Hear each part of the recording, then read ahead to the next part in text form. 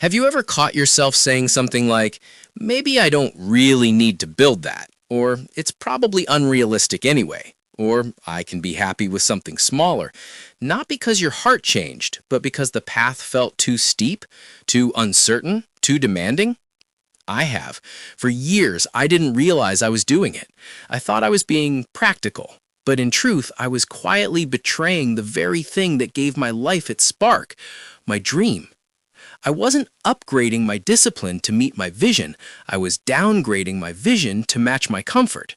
And the cost wasn't just the dream I shelved, it was the version of myself I stopped believing I could become.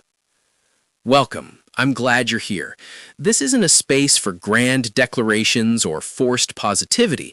It's a quiet conversation for those of us who still feel the pull of a dream we've tried to talk ourselves out of and are ready to stop negotiating with it.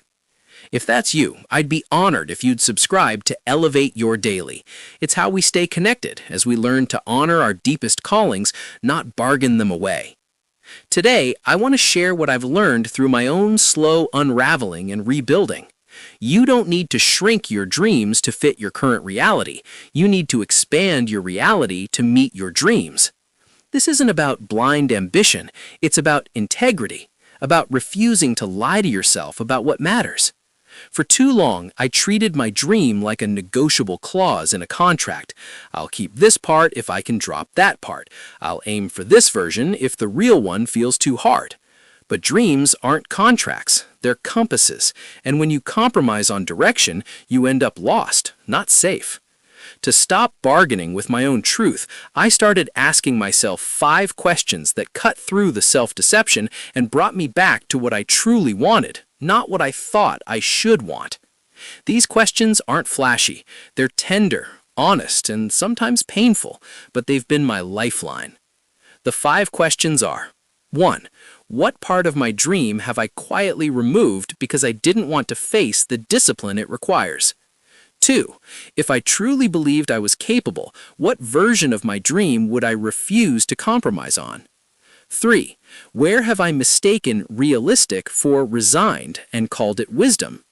4. What would my life look like in 5 years if I kept downgrading my vision instead of upgrading my habits? And 5. Who would I become if I stopped making deals with my fear and started making deposits into my dream? Let me walk you through how each of these questions helped me stop shrinking and start building. 1. What part of my dream have I quietly removed because I didn't want to face the discipline it requires? This question uncovered a quiet betrayal I'd been committing for years. My original dream wasn't just to write, it was to write books that changed how people saw themselves. But somewhere along the way, I swapped books for blog posts, then blog posts for occasional newsletters. I told myself I was being flexible. But the truth was, I didn't want to face the daily grind of deep writing, the vulnerability of publishing a full manuscript, and the patience required to build a real body of work. I wasn't adapting, I was retreating. When I asked this question, I had to admit I'd carved away the very parts of my dream that scared me, the parts that demanded consistency, courage, and long-term faith. So I made a decision. No more edits to the vision.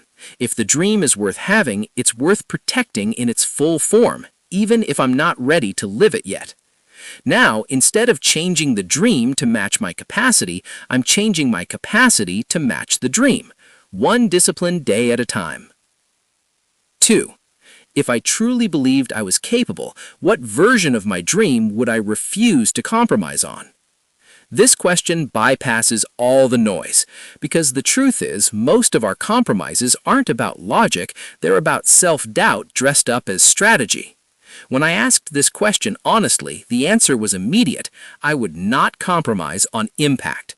I wouldn't water down my message to be more palatable. I wouldn't chase trends to gain quick attention. I wouldn't trade depth for virality. The uncompromised version of my dream wasn't bigger, it was truer. I realized that realism often masquerades as humility, but it's really just fear in disguise. True humility isn't shrinking your vision, it's showing up fully for it even when you're unsure. So I stopped asking, what will people accept, and started asking, what truth must I speak? That shift didn't make the path easier, but it made it honest. And honesty is the only ground on which a real dream can grow. 3. Where have I mistaken realistic for resigned and called it wisdom? This was the most humbling realization.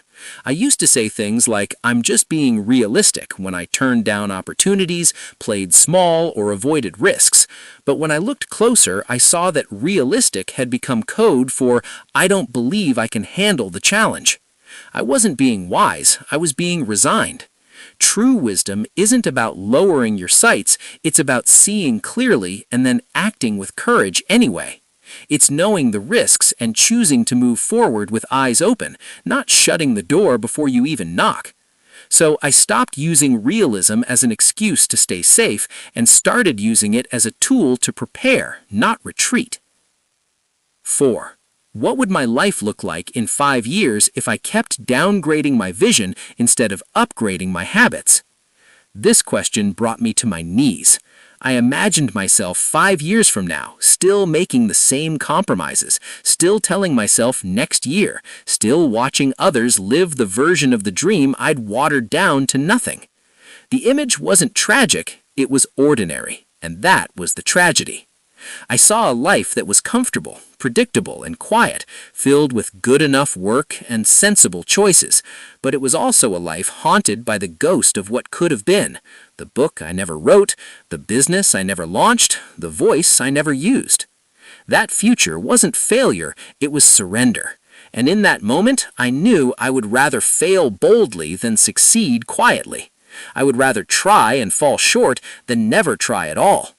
Because a dream deferred doesn't just fade, it hardens into regret. 5. Who would I become if I stopped making deals with my fear and started making deposits into my dream?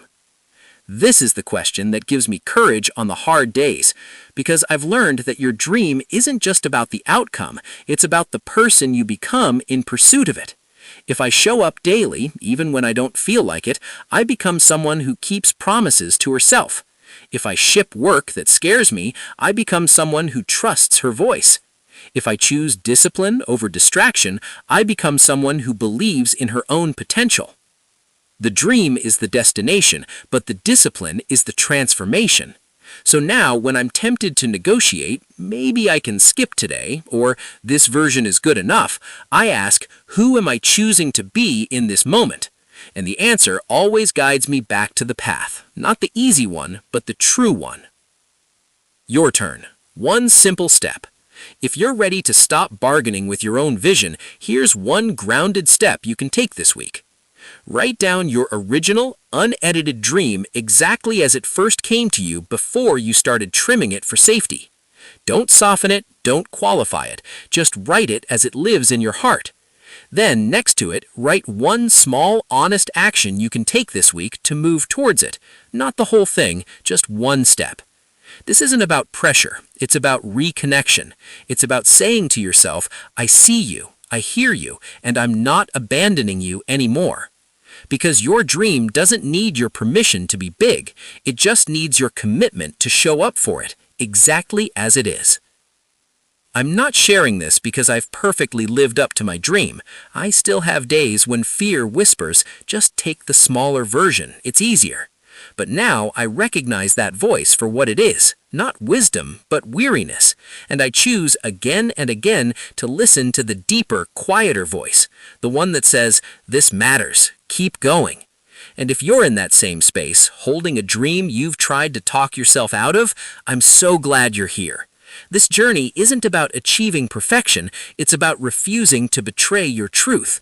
So if you'd like to keep walking this path with honesty, not hype, I'd be honored if you'd subscribe to Elevate Your Daily. This channel is a home for those of us who know that dreams aren't meant to be negotiated, they're meant to be lived. Thank you for being here. I'll see you in the next